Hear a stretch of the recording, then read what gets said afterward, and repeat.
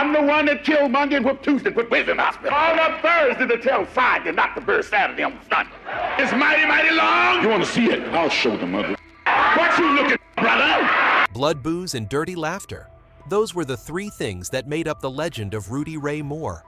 A short man with a machine gun mouth, he rose from the slums to write his own scripts act in his own films and build an empire of his own. When Hollywood rejected him, he struck back with Dolemite, a kung fu fighting pimp who cursed like a poet and made America both hate and love him. No one believed his movie could succeed until the box office soared 100 times its budget. They called him crazy, but the world called him a legend. So what made Rudy Ray Moore known as the most dangerous man in Hollywood? And why did the most powerful rappers revere him as their godfather? To understand how the most dangerous man in Hollywood was born, we must turn back time to the poor potato-peeling boy in Arkansas, where every dream began with dirty hands. The Potato Boy and the Dream of the Spotlight. Inside the stifling kitchen of a small diner in Ohio, the sound of a knife hitting the cutting board echoed rhythmically.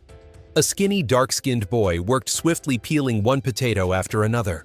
No one could have guessed that those calloused hands would one day hold a microphone and unleash some of the wildest laughter in American stage history. That boy was Rudy Ray Moore, born in 1927 in Fort Smith, Arkansas, the eldest of 7 children in a poor family living on hard labor. His childhood passed among kitchen smoke, his mother's sighs, and the distant dream of stage lights that no one in the neighborhood believed a poor black boy could ever reach. In 1942, at just 15, Moore left home for Cleveland. By day, he washed dishes, peeled potatoes, and mopped floors. By night, he secretly listened to gospel songs on a cheap radio. One day, a flyer for a local talent contest appeared outside the diner like a sign from heaven. The prize, $5. He signed up not to become famous, but to see if people would laugh because of him. That night, when Rudy Ray Moore sang gospel laced with blues rhythms, the crowd erupted in applause. A dream was born from $5 and a single round of applause that would shape his destiny forever. In 1950, when the Korean War broke out, Moore enlisted. But even in the army, he carried laughter with him. On makeshift stages, he performed comedy for soldiers, dirty jokes told with irresistible charm. His fellow troops affectionately nicknamed him the Harlem Hillbilly, a country-style Harlem boy blending gospel, R&B, and humor. Amid the jungle and gunfire, Moore discovered his true weapon wasn't a rifle, it was laughter. Every round of applause was an antidote to fear. When the war ended, Moore returned home with one dream: to be an entertainer the audience would never forget. But America in the early 1950s was no paradise for a black performer. No agency would hire him. No record label would sign him. Moore started from the lowest rungs, dingy black and tan clubs where the audience was drunk and raunchy. 18-plus shows drew cheers. He took the stage name Prince Dumar, wrapped his head in a turban like an Arabian noble, and performed wild routines mixing song dance and shockingly filthy humor. Moore didn't just perform, he awakened the crowd. Yet his first few records like Hully Gully Papa flopped. No one remembered his name. By the early 1960s, Moore moved to Los Angeles, the city of lights and dreams. He crammed into a small room in South Central, working days at a record store, and nights at clubs spinning adult stories that made crowds roar. Then he realized dirty comedy was what the people wanted. It was what Hollywood feared, but the ghetto craved. Moore began recording his adults-only routines right in his living room. No studio, no script, just a few bottles of liquor, some friends, and a cheap microphone. The real laughter, the shouts, the clinking glasses, all became the living soundtrack for the comedy records he called party records. No label dared to release them, so he pressed and sold them himself. The covers were wrapped in brown paper because of the explicit nudity. Yet from those small rooms, Rudy Ray Moore's filthy laughter spread through every black neighborhood. People started calling him the king of the party records. By 1970, 2 albums, Eat Out More Often and This Pussy Belongs to Me, climbed the Billboard R&B charts a first for a stand-up comic. He sold tens of thousands of copies with no ads, only word of mouth. It was during this time that an underground legend was born. One day at Dolphins of Hollywood record shop, a drunk named Rico stumbled in begging for change. In return, he began reciting obscene rhymes about a fictional pimp named Dolemite. The customers burst into laughter. Watching this, Moore thought, if this drunk can make people laugh, then I, a real performer, can make the world lose its mind. He invited Rico home, gave him liquor and weed, and recorded every wild word he spoke. From those raw verses, Moore created the character Dolemite, a silk-robed pimp with kung fu skills who spoke in rhymes like a poet of the streets. That character became Moore's alter ego, the bold, outrageous self he could never be in real life. On stage, Rudy vanished, and Dolemite emerged the man who called himself bad, as I wanna be. The audience went wild. They loved his filth, his swagger, his humor. Moore knew he had created something no one could copy. He proudly declared himself America's first X-rated comedian. No one realized that those rhythmic, rhymed routines rooted in street poetry and spoken cadence were the earliest form of rap. Years later, the hip-hop world would call him the godfather of rap, the father of the rhythm that would move the planet. Rapper Snoop Dogg said, in 2006, if there was no Rudy Ray Moore, there would be no Snoop Dogg. And perhaps he was right. Adult comedy and the birth of the king of party records. When Rudy Ray Moore returned to civilian life after the war, he didn't choose stability. He chose the stage a place where people either laughed until they cried or walked out in shock. In the 1950s, amid an America still suffocating under racial prejudice, Moore reinvented himself as Prince Dumar, donning bright turbans, dancing cracking filthy jokes, and singing blues songs dripping with desire. He didn't just perform, he defied limits. In the notorious black and tan nightclubs of Chicago and Los Angeles, black audiences reveled in his risque humor, while white listeners secretly passed around bootleg cassette tapes. Moore wasn't a trained artist, but he understood his audience, the poor, the working class, those who needed laughter to forget life's hardships. He spoke their language raw, earthy, sometimes too explicit for broadcast. His early recordings, like Hully Gully Papa, were experiments, but they helped him find his formula blending rhythm music and filthy laughter into a performance style no one had dared to try. By the early 1960s, Moore left the Midwest with only a few clothes, a microphone, and a burning desire to be known. He settled in South Central Los Angeles, where music and street life intertwined. There he began telling adult jokes in bars between R&B acts. No one realized that from those cheap bar corners, an underground comedy empire was about to rise. Since no record label dared sign an artist with such dirty material, Moore built a studio in his own living room. The tiny space became a stage. Friends gathered glasses. Filled bursts of laughter erupted before he even began. He told obscene stories. No script, just rhythm and confidence. The noise, the laughter, even the drunken chatter, all were recorded live, creating a party atmosphere so authentic that listeners felt as if they were part of the crowd. These recordings were pressed into thousands of 12-inch vinyl records but sold in secret. Retailers hid them under counters wrapped in brown paper because of their explicit nude covers. Yet the taboo only fueled curiosity. In every black neighborhood, everyone knew the name Rudy Ray Moore, the man who could make a whole room explode with laughter from a single curse word. Then the impossible happened. His two albums, Eat Out More Often and This Pussy Belongs to Me. 1970 climbed the Billboard R&B charts, standing alongside real singers. No radio play, no advertising, no producers. Just pure word of mouth. Moore sold tens of thousands of copies, earned more money than ever, and proudly declared, "I am the king of party records. Nobody's dirtier and funnier than me." And he meant it. Moore had turned filth into popular art entertainment for the common people that would later shape American culture itself.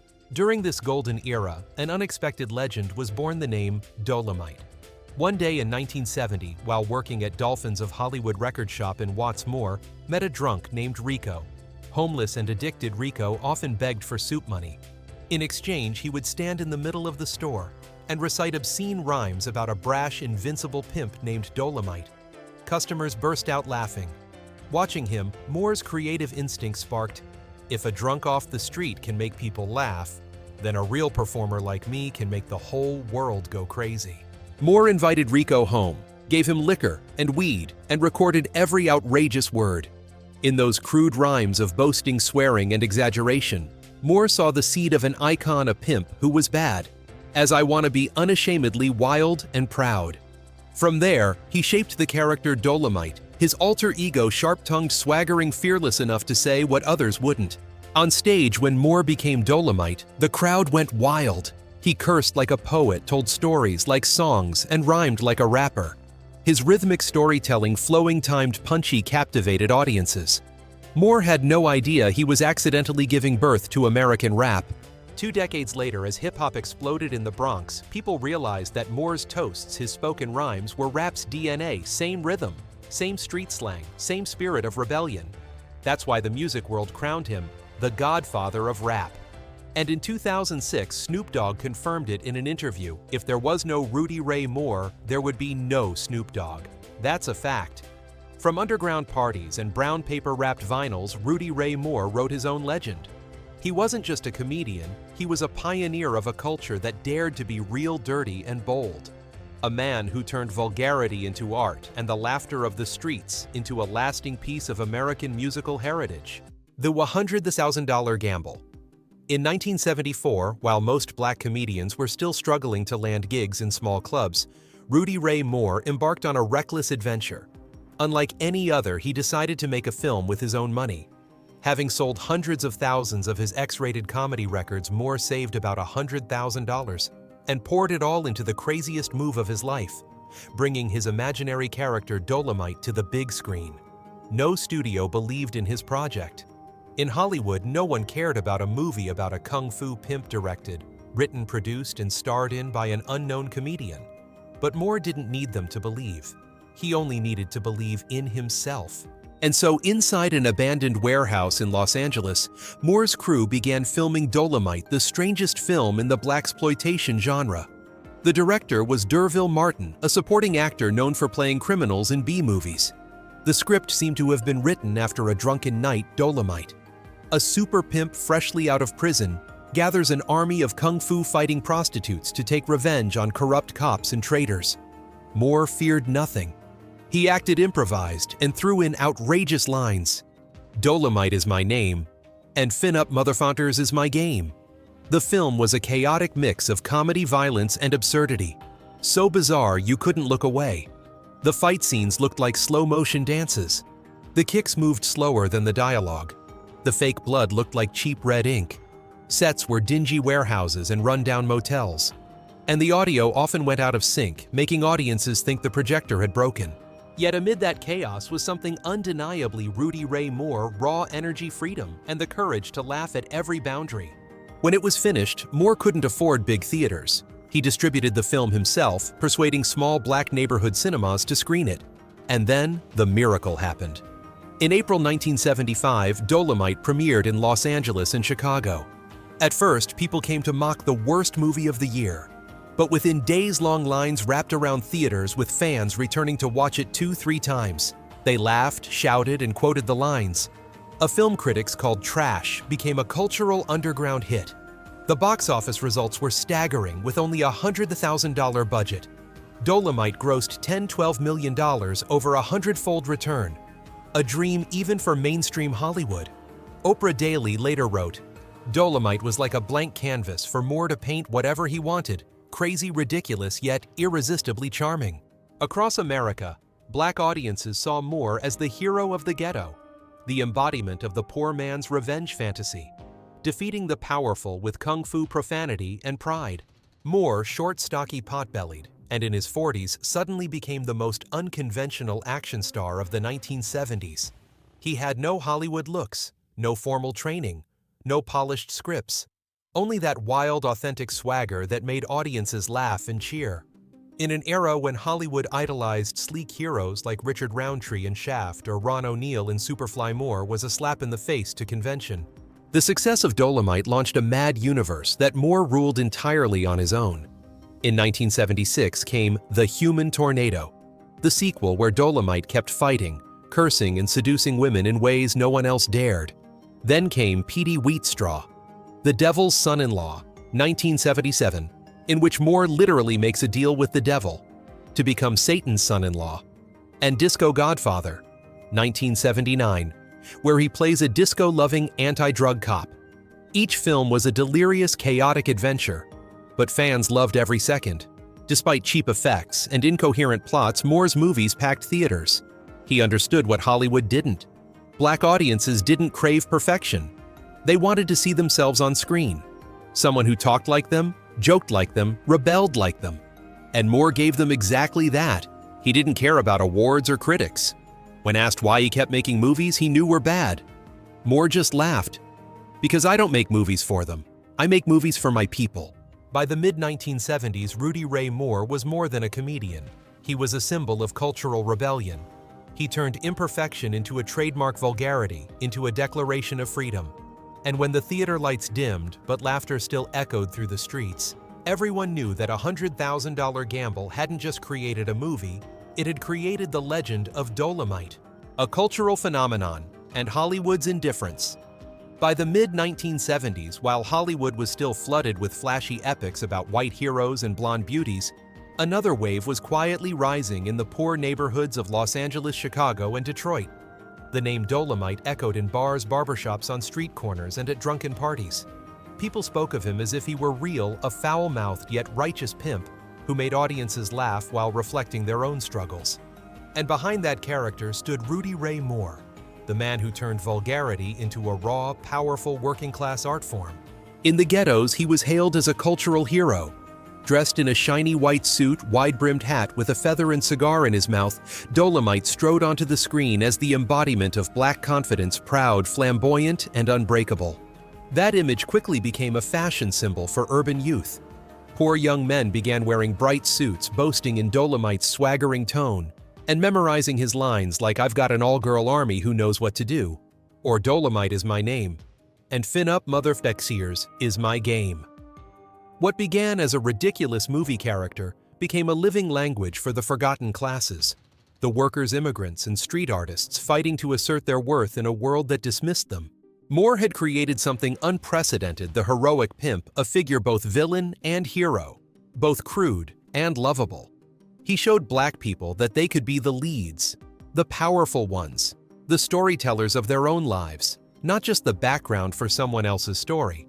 Time magazine once wrote that Dolemite opened a free space where slang, dirty jokes, and bravado became the manifesto of black identity. A film once mocked as crazy and dumb had accidentally become a flag of community pride. Yet on the other side of the spectrum, Hollywood turned a cold shoulder. Critics called Dolemite cultural garbage. When the film premiered, the New York Times ran a scathing review calling it a visual disaster. Everything from the acting to the sound is crude and unbearable. To them, Moore was a clown without artistry or depth, relying solely on profanity for laughs. Even the blaxploitation genre itself, films made by and for black audiences, was condemned as toxic, accused of glorifying violence, sex, and drugs. In Hollywood's eyes, Moore was an outsider, a man who dared to put ghetto life on screen without asking permission. Moore understood that perfectly. He wasn't Bill Cosby, the polished, respectable black man beloved on television. Nor was he Richard Pryor, the intellectual comedian who made white audiences laugh with biting wit. Rudy Ray Moore was different. He didn't ask to be loved. "I'm not a dirty old man," he once said. "I'm an interpreter of the ghetto." To Moore, the profanity and filth in his stories were simply the honest reflection of the lives society ignored. If Hollywood didn't want them, he would build his own Hollywood with records, films, laughter, and raw truth. That defiance made him a legend in the underground scene. He was the people's artist, the storyteller for those left in the dark. Yet his fame came with controversy. Many African American scholars criticized Dolemite for reinforcing negative stereotypes of black men as pimps, hustlers, and outlaws. Some civil rights groups argued that while blaxploitation had cultural value, it was also corrupting the youth with distorted role models. Moore didn't deny it, but he replied softly, "I'm not creating saints. I'm just showing the world as I see it, with cursing, with blood, with laughter." That's the truth, and time proved him right. 3 decades later, as hip-hop swept across the globe, the first generation of rappers from Ice-T to Snoop Dogg hailed Moore as their spiritual godfather. The rhyming cadence, boastful storytelling, and bad as I wanna be confidence of Dolemite became the DNA of rap. Film scholars began to look back and realize perhaps it was Moore who had unknowingly opened the door to an entire new culture. In 2002, the New York Times, the same paper that once called him a stain on cinema, published a retrospective praising Dolemite as the Citizen Kane of kung fu pimp movies. What once sounded like sarcasm became a belated tribute. After nearly 30 years of obscurity, Rudy Ray Moore was finally recognized not for perfection, but for authenticity and defiance. Hollywood may never have embraced him, but the people, the ordinary audiences who packed cheap theaters and laughed themselves breathless at Dolemite had done so long ago. To them, Rudy Ray Moore wasn't just a comedian or filmmaker. He was a symbol of freedom, a man who dared to shout in a world of rules. I don't need your approval to be a legend. Decline Oblivion and the hip-hop resurrection. As the 1970s came to an end, the theater lights dimmed and the blaxploitation wave, the very movement that had lifted Rudy Ray Moore to fame, faded just as quickly. Hollywood was changing. Audiences no longer cared for silk-clad pimps kicking kung fu and swearing on screen. Family dramas, big-budget action flicks, and clean comedies dominated the box office. The name Dolemite, once shouted in packed theaters, now lingered only in the smoky bars of South Central. Moore entered his 50s with dwindling savings, no acting offers, and no record deals.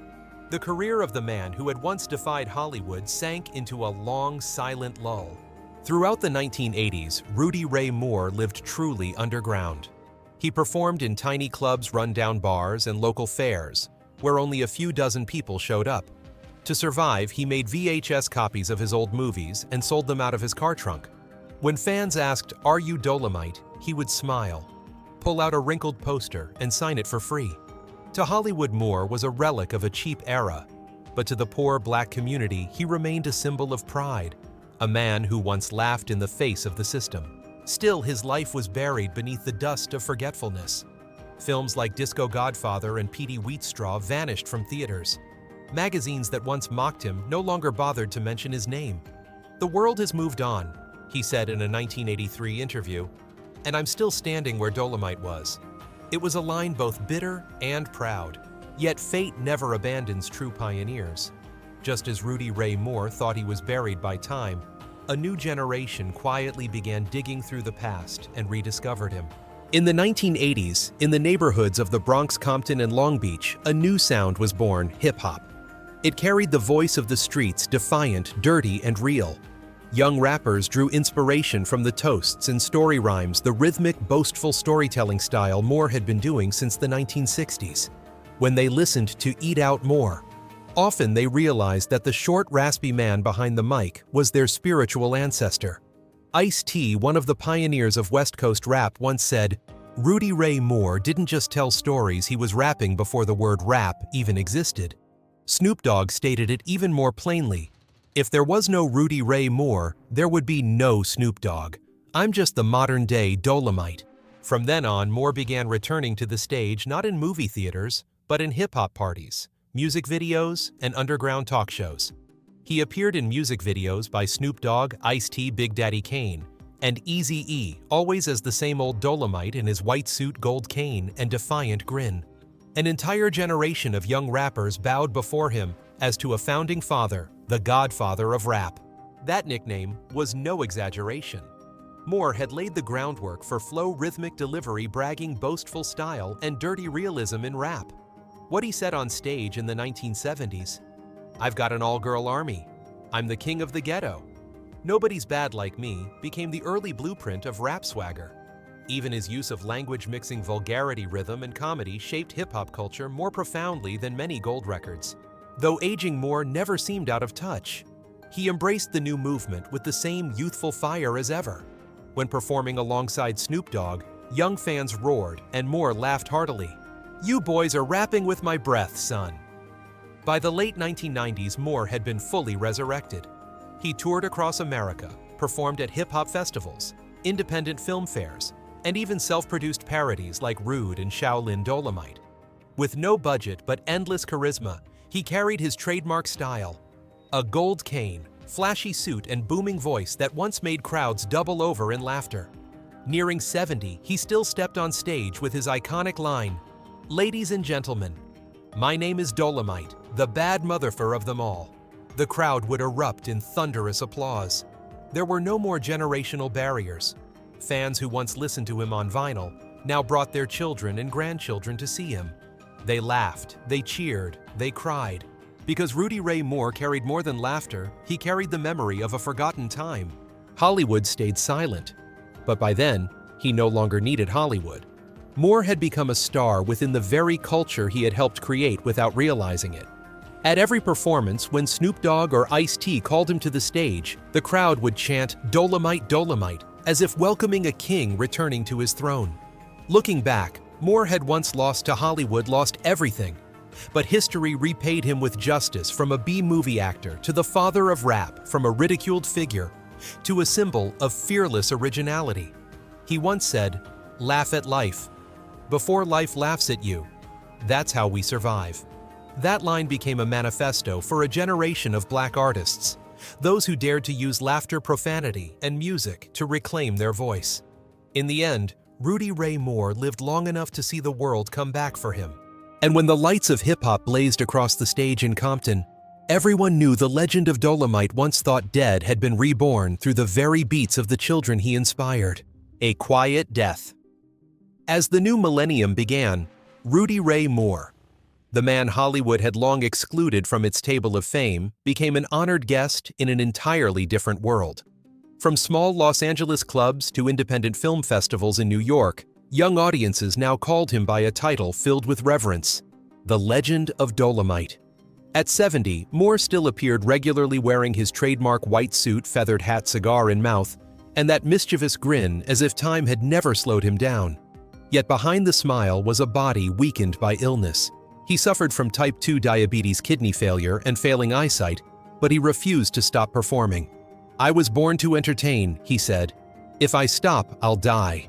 In the early 2000s, Moore embarked on his final project, The Legend of Dolemite 2002, a documentary chronicling his journey from a poor dishwasher to an underground cultural icon. In it, he spoke of the days he sold records out of his car trunk, the nights he performed for only a handful of people, and the mornings he woke in his cramped apartment smiling because he could still breathe with laughter. The film never reached major theaters, but was praised by independent critics as the most vivid autobiography of a black dream that needed no Hollywood approval.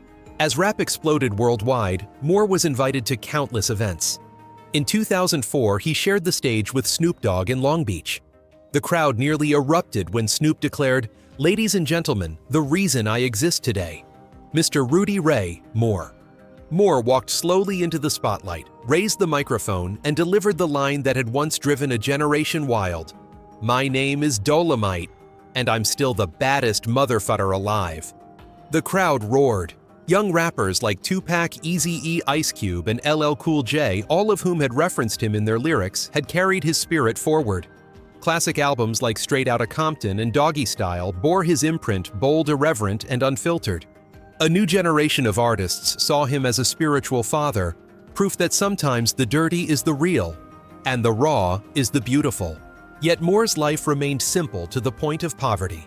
He owned no mansion, no luxury car, no fortune. Each month he survived on sales of self-burned DVDs and small club appearances. He once joked, half serious, "I'm a $1 million legend with 50 cents in my pocket." Still, he was never bitter. When asked if he regretted not being embraced by Hollywood, he simply smiled. "If Hollywood doesn't want me, I'll still shine in my own alley." By 2007, his health had deteriorated severely. Kidney complications forced him into repeated hospital stays. Friends urged him to rest, but he stubbornly kept his white suit ready, insisting that Dolemite never dies. In the fall of 2008, he made his final appearance at a small comedy show in Las Vegas, his voice frail, but still aflame. A month later, on October 19, 2008, Rudy Ray Moore passed away at his home in Akron, Ohio, at age 81. There was no grand funeral, no crowds, just a few close friends, a handful of hip-hop artists, and an old microphone placed beside his body. When news of his death spread, Snoop Dogg posted a single message: "If there was no Rudy Ray Moore, there would be no Snoop Dogg. Rest in peace." Godfather Ice-T wrote he didn't need Hollywood. He had us, the children of the streets. Rudy Ray Moore's death did not end his legend. It made it immortal. For the first time, major music and film outlets published tributes. The Guardian called him the man who built an empire of laughter and profanity. Time hailed him as an unacknowledged cultural revolutionary. Rolling Stone declared, "Without Dolemite, there would be no rap, no hip-hop, and maybe no Snoop Dogg."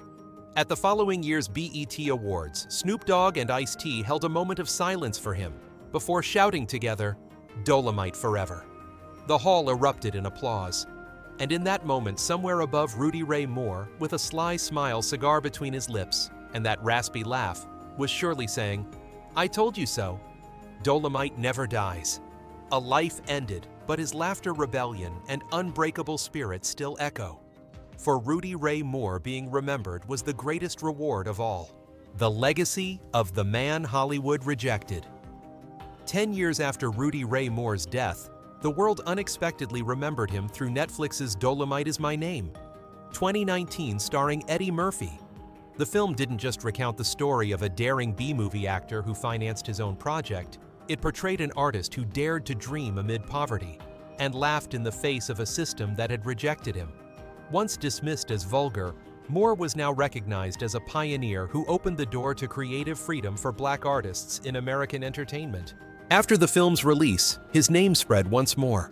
Rappers like Snoop Dogg, Ice-T, and Kendrick Lamar all hailed him as the godfather of rap. Dolemite's signature white suit and feathered hat returned to fashion runways, while his brash one-liners were printed on streetwear. The Smithsonian Institution even added his comedy albums to the National Museum of African American History and Culture, an honor Moore had never received while alive. Ironically, the same Hollywood that once turned its back on Moore later made a film to celebrate him. But he never needed its approval. Rudy Ray Moore was not born of Hollywood. He built a Hollywood of his own, with his own lights, laughter, and audience from the streets of the ghetto. It wasn't Hollywood that created a legend. It was those who dared to laugh at Hollywood like Rudy Ray Moore. All data, analysis, and commentary in this video are presented based on information available at the time of production. The content is subject to change over time and should not be considered a definitive forecast. There is still so much more to explore: stories of resilience, legacy, and truth. Feel free to dive into some of our top recommended videos now appearing on your screen.